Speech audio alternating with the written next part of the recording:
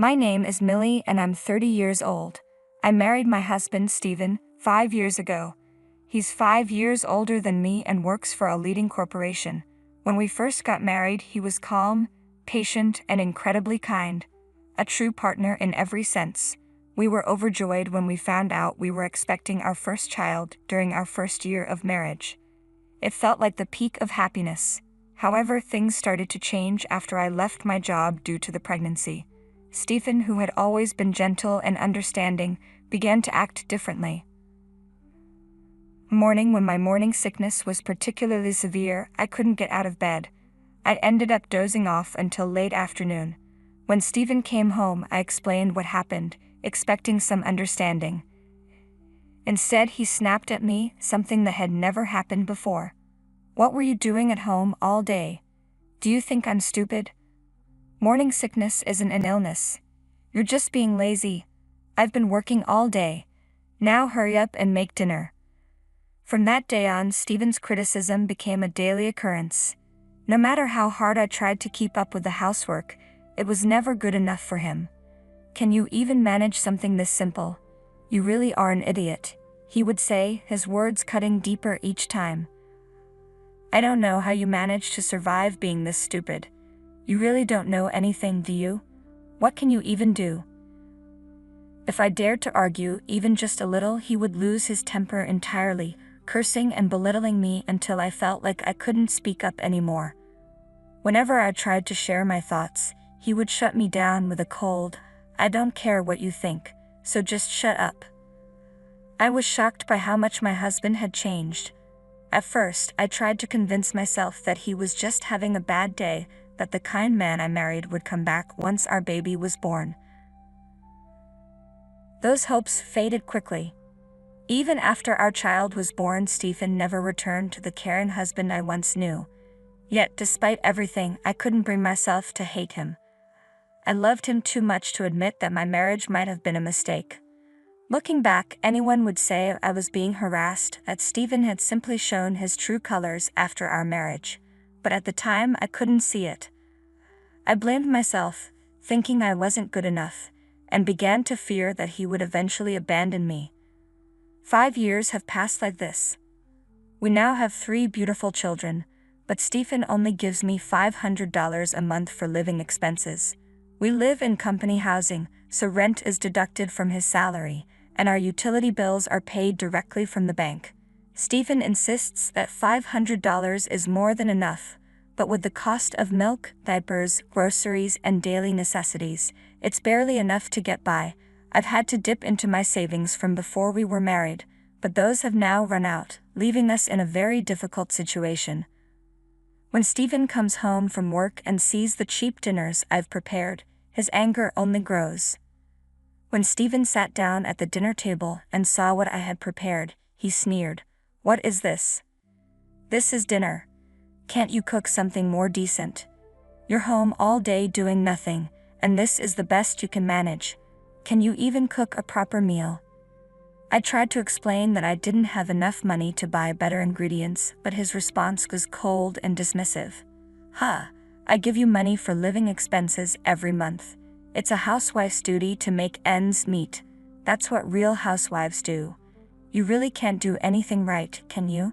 Stop wasting my money, you parasite." His yelling seemed endless. On top of everything, Stephen had been having an affair for years. At first, he tried to hide it, meeting his lover in secret, but lately he didn't even bother to conceal it.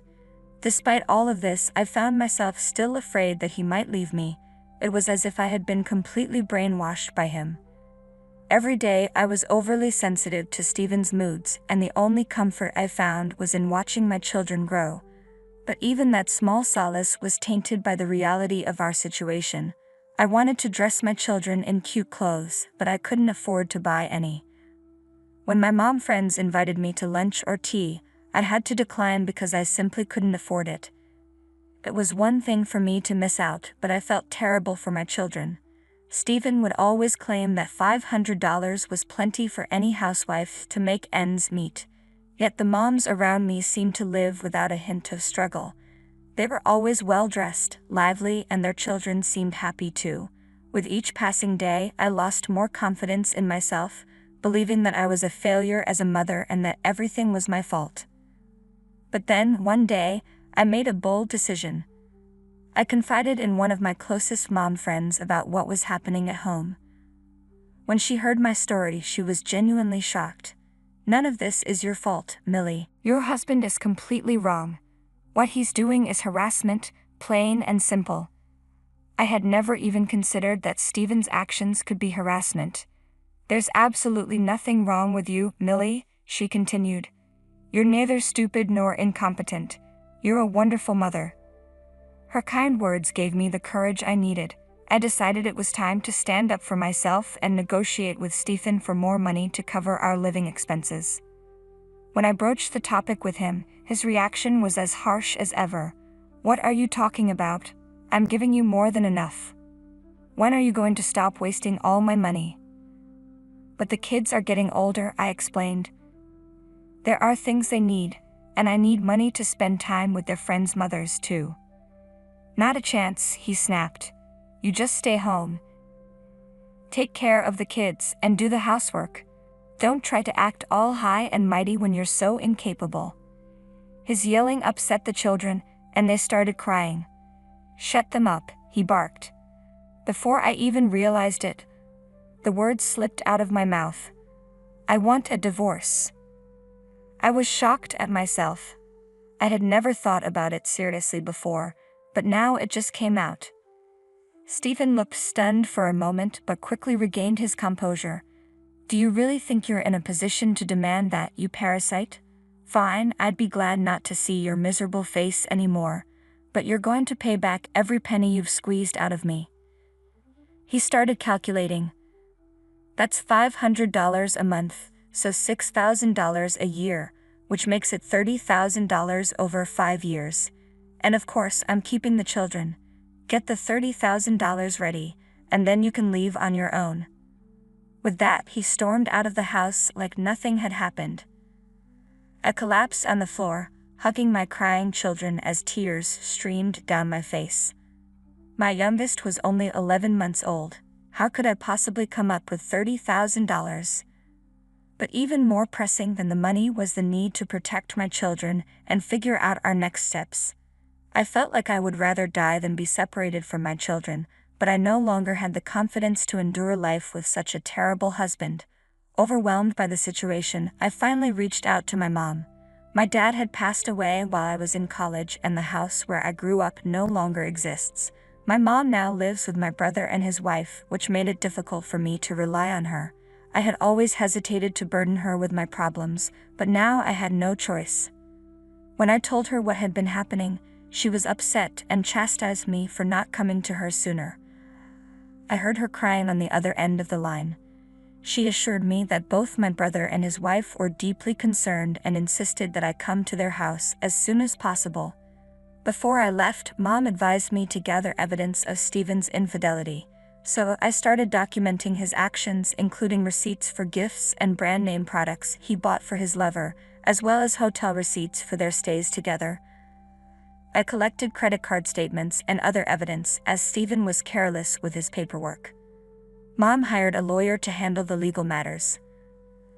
The lawyer spoke with Stephen, who was adamant that he didn't want a divorce, even if we were to live separately. He insisted on retaining custody of the children, which made me realize that this process would be lengthy and complicated. I began preparing to move the children to my brother's house. But as this was unfolding, we received unexpected news. Stephen had been diagnosed with stomach cancer.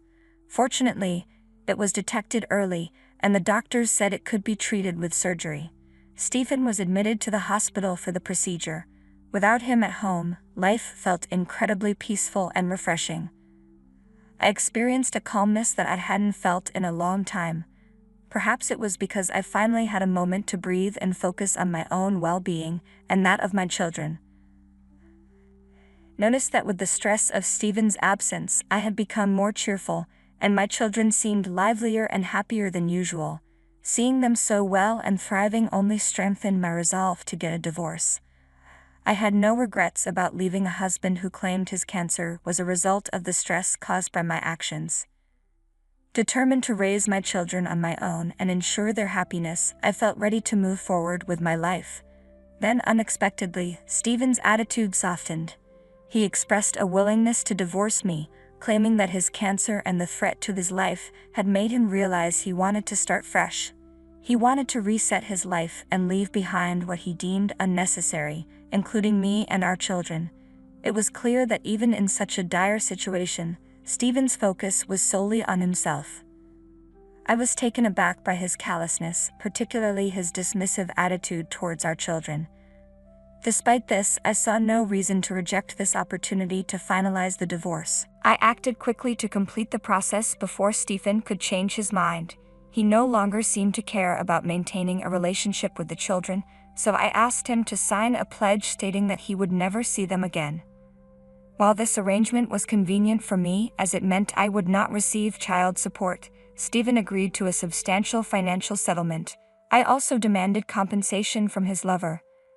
Finally, I was able to finalize the divorce. Stephen, concerned about public perception, told his colleagues and neighbors that I was the one who left him as soon as he fell ill. I was frustrated by how selfish Stephen could be, but more than anything, I was relieved to be free from him. My life was finally beginning, and with a deep sense of happiness and liberation, I left the house where I had spent so many years with him. Shortly after my departure, I learned that Stephen had married the woman he had been seeing for years, who apparently worked under him at the office. I found a new apartment near my brother's house, where I'm raising the children with the support of my mother, brother, and his wife. I also secured a job. Though it has been challenging, I'm much happier now than I was before. 6 months later, my mom received a call from Stephen's father, which made me worry that something might have happened to him. I quickly called back to learn that Stephen had gone through another divorce. Fortunately, his cancer had not recurred, and he was in good health. Stephen had been living peacefully with his new wife, but it appears he started harassing her as well. She left him promptly and filed for divorce, making a public scene at their workplace, which led to Stephen's dismissal. He's now moved out of company housing, paid additional compensation to his ex-wife, and has no money left. He's returned to his parents' home, drained and defeated. Stephen is now saying he wants to see his children and start over with me. His father, unable to bear seeing Stephen in such a state, decided to reach out to me. I felt a surge of anger at the thought of Stephen's selfishness and the disruption he's caused. Finally free, I was stunned when Stephen appeared before me, as if from a ghostly apparition. After years of infidelity and his new marriage, he had been divorced within 6 months, entirely his own fault. Now, instead of showing any remorse, he wanted to see his children and start over. Who did he think he was? Who was the parasite now? I was at a loss for words. Struggling to control my anger, I told Stephen I never wanted to see him again before hanging up.